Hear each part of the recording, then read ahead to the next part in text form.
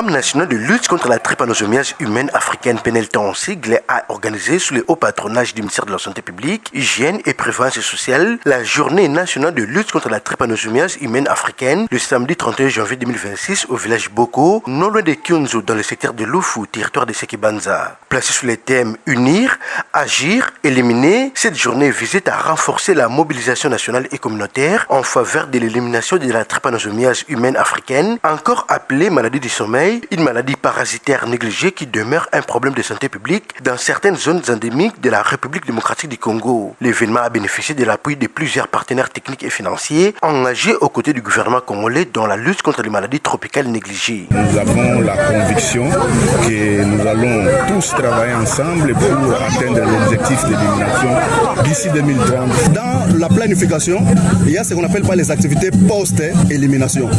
Donc il y a toute une série des activités qui vont continuer. Donc l'Institut de médecine tropicale d'Anvers supporte le programme national de lutte contre la maladie du sommeil. C'était pour nous l'occasion d'abord de remercier la communauté qui est impliquée dans cette maladie et aussi le gouvernement provincial. Nous sommes très contents de voir l'achèvement de tout le pays pour l'élimination de la THA. La journée a été marquée par des séances de sensibilisation communautaire, des scénettes éducatives, des témoignages d'anciens malades guéris et des activités de dépistage volontaire menées par des équipes mobiles. Représentant personnel du ministre provincial de la Santé, Maître Eliezer Mateta Kanda a réaffirmé l'engagement du gouvernement provincial à mutualiser les efforts de lutte avec les partenaires pour une éradication totale de cette maladie. Pachili Lendolelo, administrateur du territoire de Sekibanza, a pour sa part salué les choix apportés sur son entité administrative pour la tenue de cette journée historique dans une zone de santé d'Inga, autrefois considérée comme l'épicentre de la maladie du sommeil. Ces notables du coin, chef des terres, a salué la présence de tous les partenaires qui se sont mobilisés pour la tenue de cette journée de sensibilisation. À travers cette mobilisation, le programme national de lutte contre la trypanosomiase humaine africaine a réaffirmé sa détermination à éliminer définitivement la maladie du sommeil comme problème de santé publique en République démocratique du Congo.